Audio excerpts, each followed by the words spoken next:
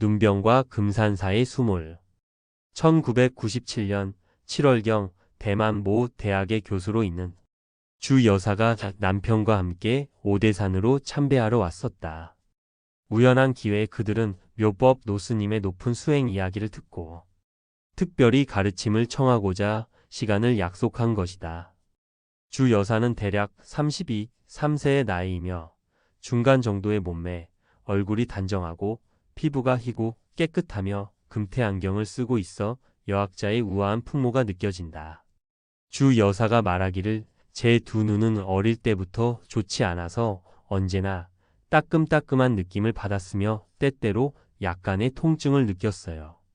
두 눈을 치료하기 위해 부모가 얼마나 마음을 졸였는지 모르며 정확한 액수를 알 수 없는 많은 돈을 썼으나 치료 효과가 없었지요. 나중에 그녀는 미국에 가서 공부하는 동안에도 사방에서 치료해 보았으나 여전히 치료할 방법이 없었습니다. 라고 한다. 주 여사는 노스님에게 자기 눈의 정황을 이야기한 후 스님께 여쭈었다.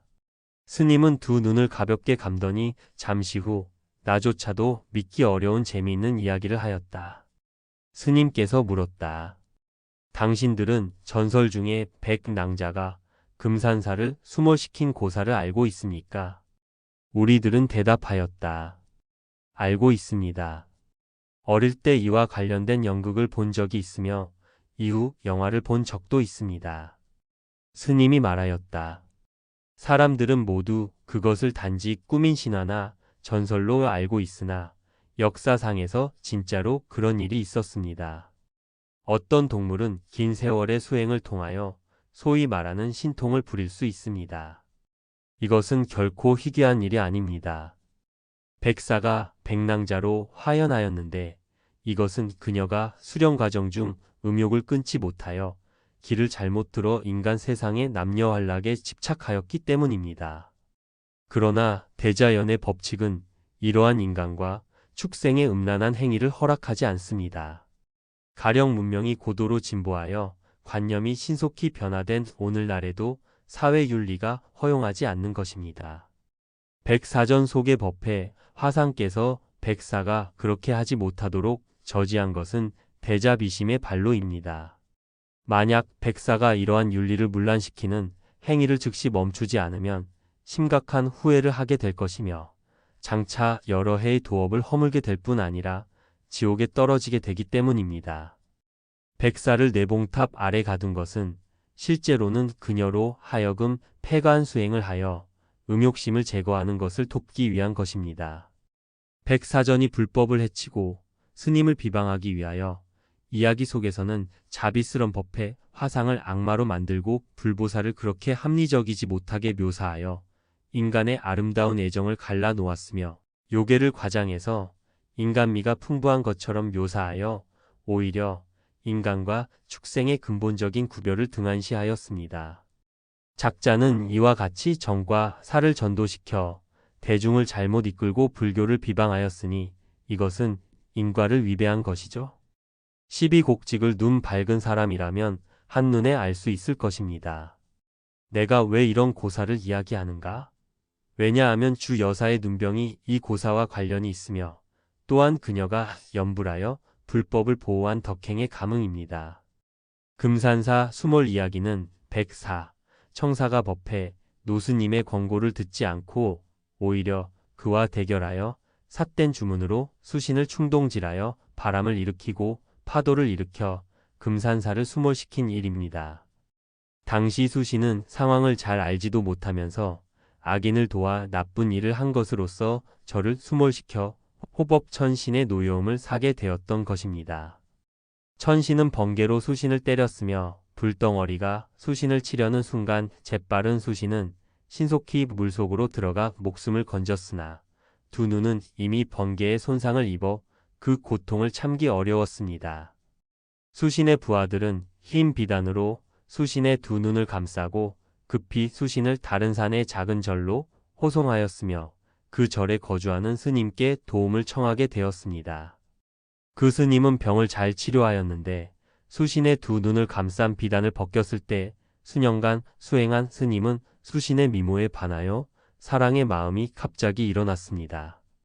일념의 차이로 그동안 노력한 수행의 공력은 일순간에 소멸되었으며 수신의 상처도 고치지 못하였습니다. 이 고사 가운데의 수신은 바로 현재의 주 여사이며 이것이 바로 주 여사 당신이 금생의 눈병을 앓게 된 전세의 인연입니다. 당신의 남편은 바로 수신을 보고 마음이 동한 스님입니다. 그는 당신을 매우 좋아하며 당신을 잘 보살피지 않습니까? 묘법 스님의 이번 이야기는 모두를 흥분시켜 일제히 그들 부부를 쳐다보았다. 줄곧 스님의 이야기를 열심히 듣고 있던 주 여사는 이상한 감동에 푹 빠쳤으며 다시금 자기의 남편을 자세히 바라보면서 그녀는 깊은 감정으로 웃으면서 말하였다. 맞습니다. 그는 언제나 나를 아이같이 잘 보살펴 줍니다. 그녀의 남편은 다소 개면쩍은 듯이 입을 오므리고 미소 지으며 머리를 숙이고 말이 없었다. 스님은 이어서 주 여사에게 말하였다. 기다리세요. 당신 부부는 대웅전에 가서 숙세의 업을 참회해야 합니다. 금산사를 수몰시킨 것이 비록 수신의 본인은 아니었을지라도 부지불식간에 나쁜 무리를 도왔으므로 그 죄업이 작지 않습니다. 금우양왕보참으로 참회하고 항상 지장보살본원경을 독송하면 눈병이 반드시 좋아질 것입니다. 스님은 또 주 여사 남편을 보면서 말하였다. 본래 당신은 근기가 괜찮은 노수행자였으나 매번 과거 생에서 음심을 놓지 못하여 깨달음을 눈앞에 두고 막판의 실수로 그르치곤 하였습니다. 금생의 두 분은 전생의 인연을 다시 이어 부부가 되었으니 더욱 함께 발심하여 이 생에서 반드시 개정예를 닦아 무상보리를 증득해야 합니다.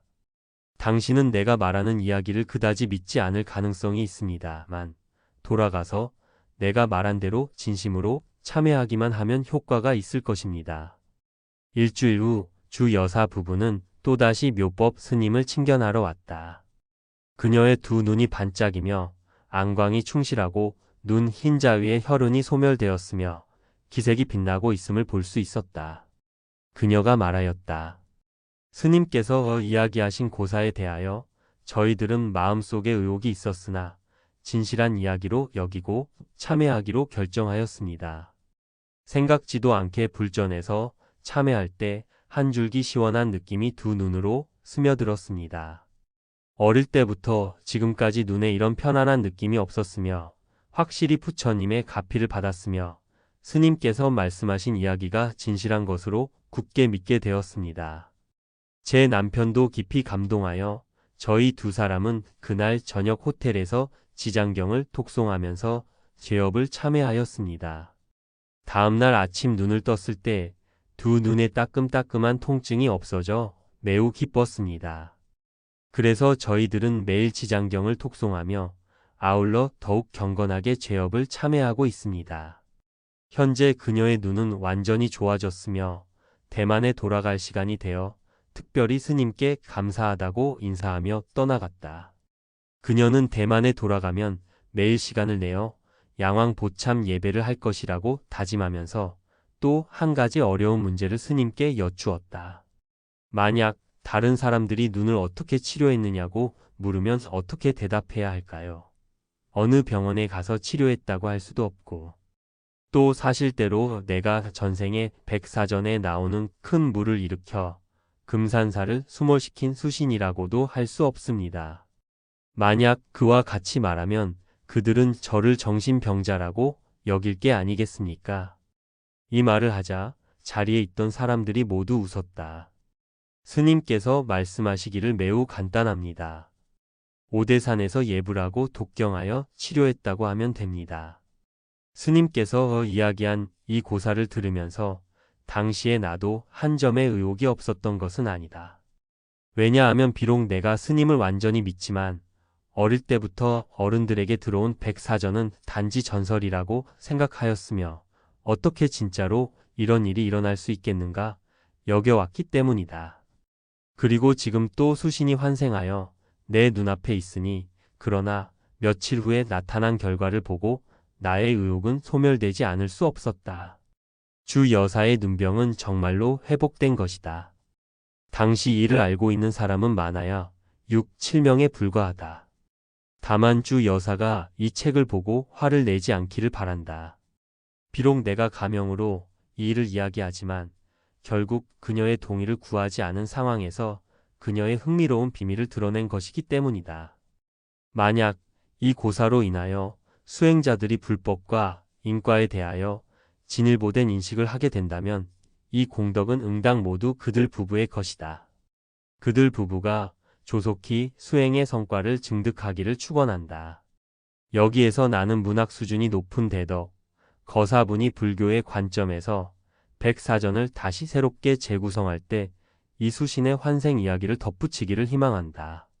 만약 어느 누가 백사, 청사, 허선의 내력을 이해하고 싶으면 묘법 스님께 도움을 청해도 무방할 것이다.